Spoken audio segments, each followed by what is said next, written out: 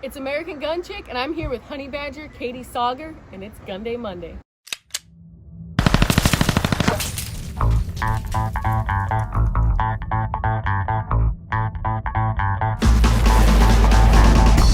This series is brought to you by Just Holster It Holsters, the official concealed carry holster of me, American Gun Chick.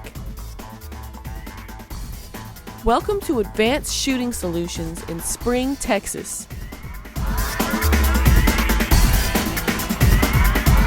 Hey guys, so I'm here at Advanced Shooting Solutions, and I'm here with Katie Sauger.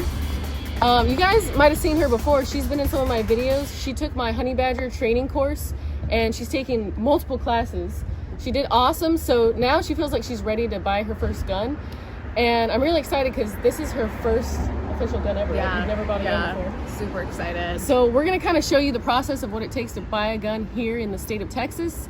And the cool thing is, in the class, at the end of the class, the beginning class, you got to try out a couple different guns.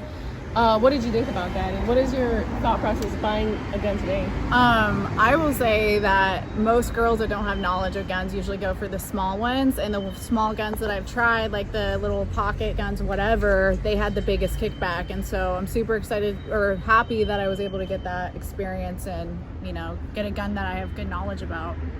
Yeah, so the gun that she's buying is actually the same gun that she rented for the class and used in all the classes.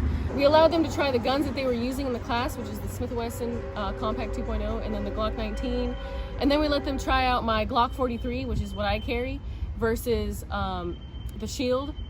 And then, so the Shield Smith & Wesson, so they compared those two. And then at the end, we let them try the little 380 Bodyguard, which is, Yeah. I don't think you like that one at all. That was like the really small one that you said was really snappy and... Yeah, I have big hands, so I felt like my hand would have got caught. So they tried out a bunch of different firearms, and yeah, I thought that was a great thing to put in the class, because a lot of women will grab for that little 380 first because they're like, oh, I can throw it in my purse, or it's just gonna fit me because it's small. But yeah, it turns out she likes the Smith & Wesson, the Compact 2.0, so that's what we're gonna get. So let's go in there and we'll show you the process of getting her gun.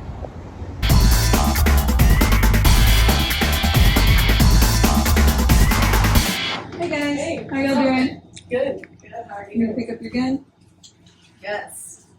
So first we're going to make sure that you have a Texas state ID. If you have to have a Texas state ID if you're going to purchase a handgun in Texas. So you have one of these. I'm going to go ahead and make a copy, and then we're going to get started on your 4473. Your 4473 is the form that you need to do your background check. Awesome.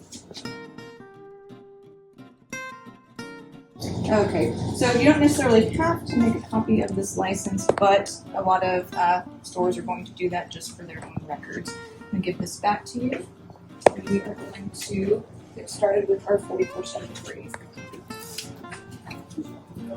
First off, before you get started on your portion of the form, there is a part, that I'm going to have to fill out for you, and that is this top part. Basically what it does is it shows on paper what firearm you are purchasing. This will stay on this form and stay at the facility. So if anything happens, say this is going to get stolen and is used in a crime, the ATF will go back and track from the beginning. They'll say, where did this gun originate from, and then they do a paper trail until they find out the end result of where the gun went. But like I said, the ATF will not know exactly what you bought. They do not know your serial number. But they do know that you did purchase a firearm, because we're going to run this background check. But before I give you your portion, I'm going to fill out all the information pertinent to the firearm itself. You're purchasing one firearm today, and this is going to be your portion where you fill this out. Pay very close attention to what questions are asked of you and answer them to the best of your ability, especially when you get down to these parts where you've got to put check marks. Make sure you read the full question. Don't just read the first part of the question and think, oh, I know how to answer this. Read everything 100%. And if you have any questions, let me know. No one can help you with the form, help you fill out the form, or tell you what to fill out, but we can help you if you have need any clarification. Thank you. Okay, so now that you've finished filling out your form, we're going to go ahead and run your background check. I'm going to double check real quick just to make sure that everything is correct. Okay, So I'm going to go ahead and give them a call. We're going to run this. So what happens next? Can you tell us a little bit more about the phone call process and what happens with that? So basically the phone call process is when we are actually processing the background check itself. It's where we're taking the information that the customer put on this form and communicating it to the ATF. They ask you certain questions. Basically, they run down this list. They don't ask you what gun you purchased because they don't. It's not. They don't want to know. They know that you're purchasing a firearm. They don't care what firearm you're purchasing, unless it being a handgun or a long gun. That's the only thing that they ask. So they're going to go through your name.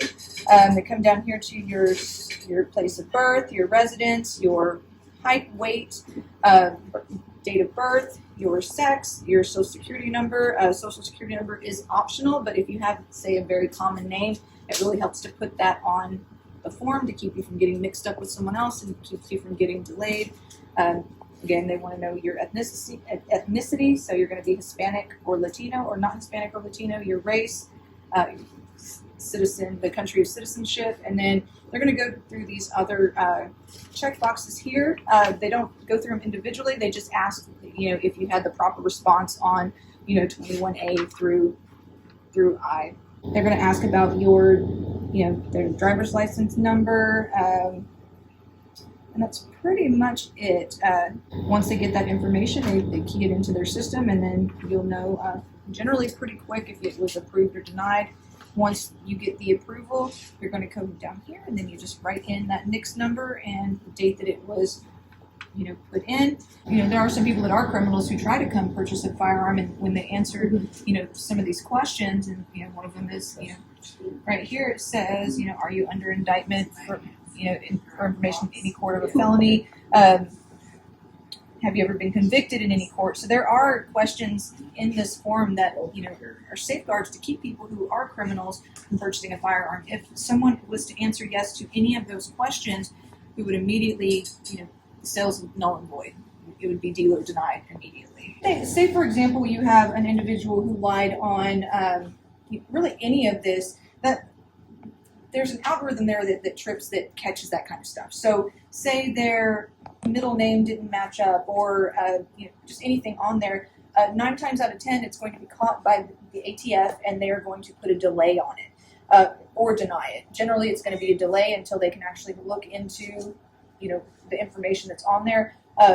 Say, for example, they lied about having a felony. Well, they're going to catch that, and they're going to deny the sale immediately.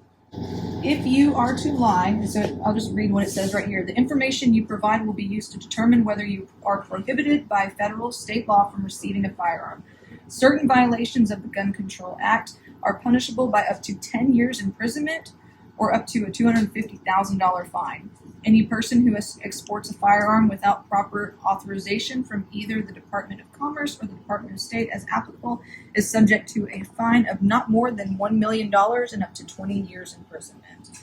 So there are some strict... Don't lie. Yeah, don't lie. don't lie. Definitely don't lie. Yeah. So when I make the phone call, that's what they're checking for. They're taking all the information that the individual put onto this form, and they're running it through their system to make sure that they are legally allowed to own a firearm.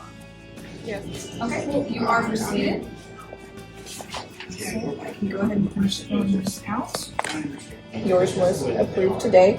Sometimes if, say you have a very common name, or, there's just something that trips their algorithm, you'll go into a delayed status, which basically that means that they need to do a little bit more research. We just need to go ahead and finish, sign at the bottom, and we're done. Awesome.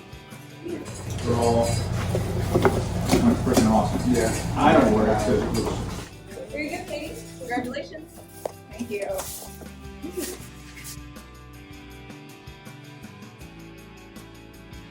All right, so we just got done buying Katie's gun. So she officially is a gun owner, which I think is awesome. So what did you think about the whole process of buying a gun here in Texas? It was pretty simple. I mean, obviously there was questions that you really had to look into, but the process was very simple. It didn't take long. It wasn't overwhelming. There's a better word I'm trying to use for that, but you know, when you're new with guns, it's always going to be scary and you think you're going to be grilled by the person, but it was pretty easy. And yeah, Exactly. super Yeah. excited. So I want to give a big shout out to Advanced Shooting Solutions and Tara from NFA Picks and Prints. She's here right now and she decided to come and help us out with this video and run the background check for Katie, and it went great. So thanks for helping us out and explaining the process so everyone understands. 'Cause I think a lot of people think you can just buy a gun, but they don't understand really like how you buy a gun or what you got to do, you know. Yeah, a lot of people don't understand the process. They think you can just come in and just leave with one, or Yeah. they think you have to wait, weeks to get the firearm. And it was Yeah. really good of you to come in, and so we could do this to show people exactly what they're looking at when they come in to purchase a firearm in Texas. Now is the time to anchor your pistol down with the best holsters in the business. Use my discount code AGC15 to save on that new holster you're going to need for that new gun you bought this Christmas. Only the best for the best at justholsterit.com.